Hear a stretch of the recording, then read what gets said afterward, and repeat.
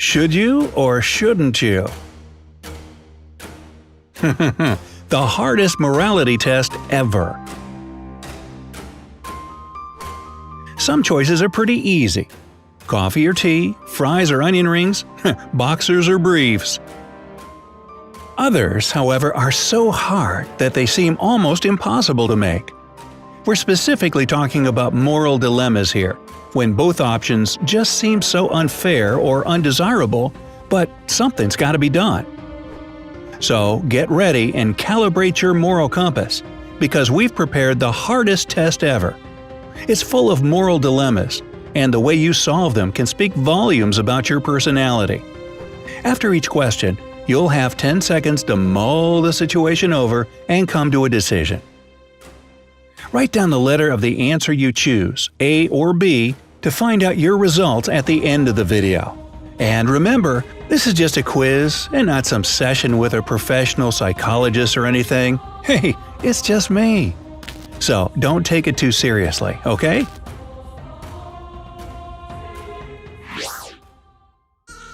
Number 1. A runaway train. Imagine that you're the conductor of a train that you've suddenly lost control of and is about to crash into a group of 5 innocent bystanders totally unaware of their impending doom. They'll definitely be killed by the impact unless you throw a switch that can divert the train to another track. But in this case, it would run over an unsuspecting man who's sleeping on the rails. Would you be able to throw the switch? A. Yes, easily. B. No way. I couldn't possibly do that with a clean conscience. Starting off strong, I see. Dang, what a tough choice. Perhaps those 5 people will notice the train and get out of harm's way. Should you risk it? You've got 10 seconds to decide.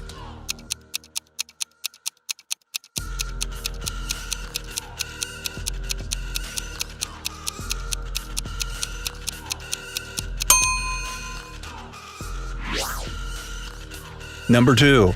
A trolley out of control. A streetcar is out of control and speeding towards a group of 7 people. Okay, sounds familiar.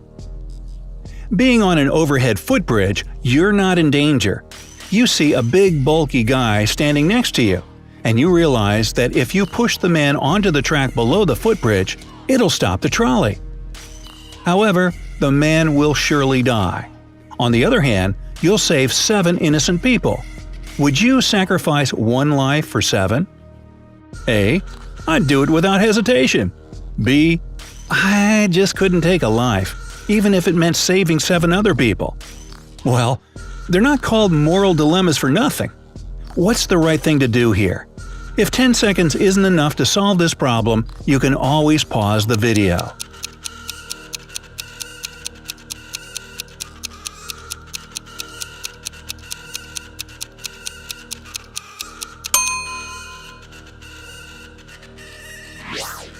Number 3.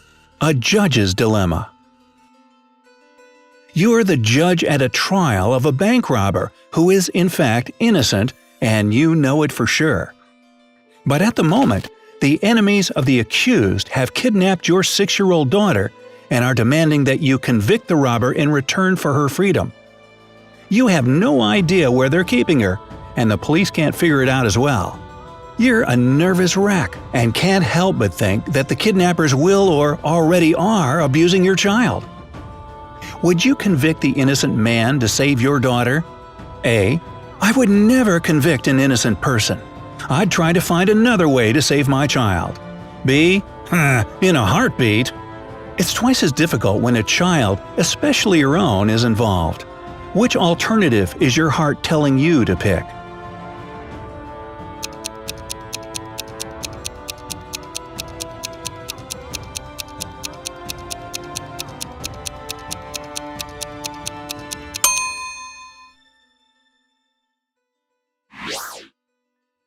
Number 4.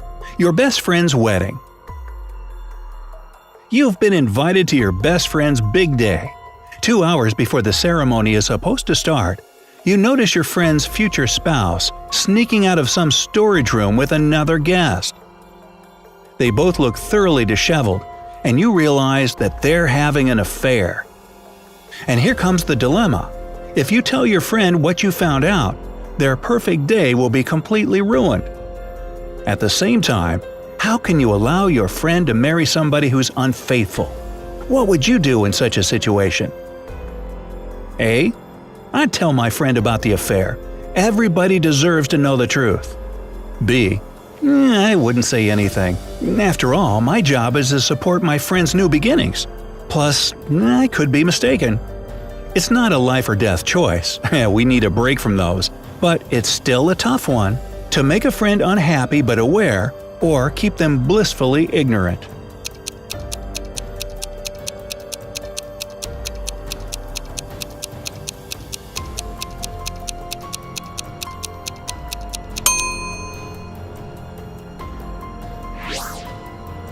Number 5. Reporting Robin Hood. You've witnessed a crime. A man robbed a bank and got away with it. However, he doesn't keep the money for himself. He instead donates it to an orphanage that's on the verge of bankruptcy. After his donation, the orphanage's management can buy clothes, books, medicine, and food for the kids. Well, you know who committed the crime, but you also know that if you go to the police, the money will most likely be returned to the bank and the orphans won't get what they desperately need. So, what do? A. A crime is a crime after all. I'd turn the robber into the police. B. This money was used for a noble purpose. I'd keep my silence. Which side will your moral compass take? No one said this would be easy.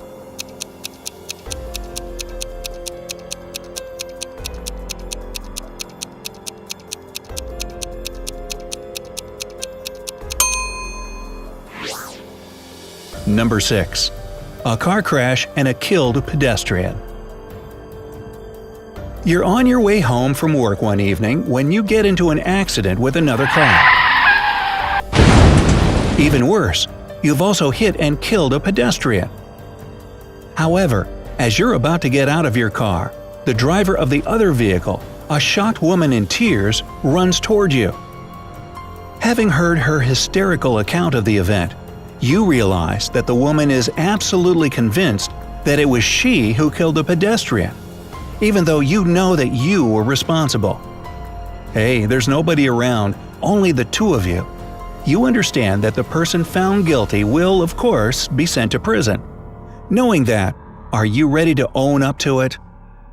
A. I would confess that it was my fault. How could I live knowing that an innocent person was convicted for something I did? B. I'd let the woman take the fall. I don't want to go to prison and spend years away from my family. Plus, maybe it really was her fault. Well, are you ready to face the music, or are you going to dodge this bullet?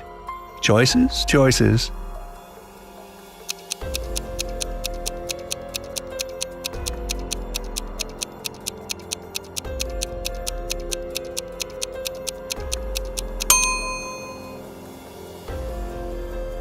We have one more question for you, and it's the toughest one of all.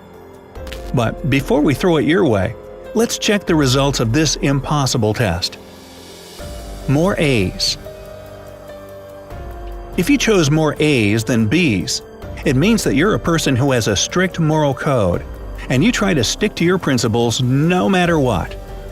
You tend to thoroughly analyze a situation and choose the option that would be beneficial for more people, even if it wouldn't be for you personally. More B's. If you chose more B's, you usually make decisions under the influence of your emotions. You're not very able to act according to commonly accepted moral rules if the situation feels too personal to you.